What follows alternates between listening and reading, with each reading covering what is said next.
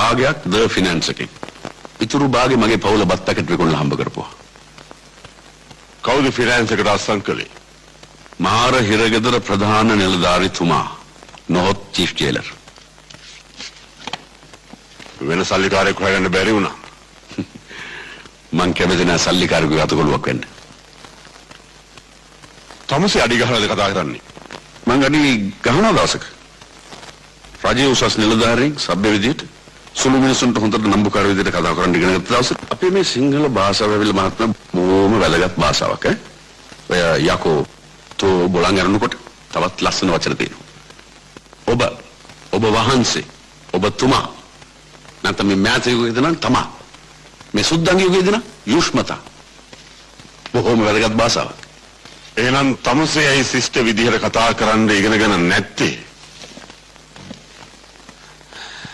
ඇයි තමාට බැරි සර් කියලා කතා කරන්නේ? සිංහල භාෂාවේ වගේ වචනයක් නැහැනේ. එලා ආමන්ත්‍රණය කළේ මහා ආත්ම කියන කාර්යය. මහා ආත්ම. හිරගෙදසි භාෂාවේ ඔය සයර් කියන වචනෙන් බිඳලා ආපු එකක් සර් කියන්නේ. එතකොට මහරජුරවන්ට ආමන්ත්‍රණය කරන්නත් අපිට පුළුවන්. පට්ටිබාණේකට ආමන්ත්‍රණය කරන්නත් ඒ විදිහටම පුළුවන්. නමුත් සිංහල භාෂාවේ වචනේ විග්‍රහය බොහොම පිරිසිදුනේ මහත්මයා. තමසේ අර උගතෙක් වගේනේ.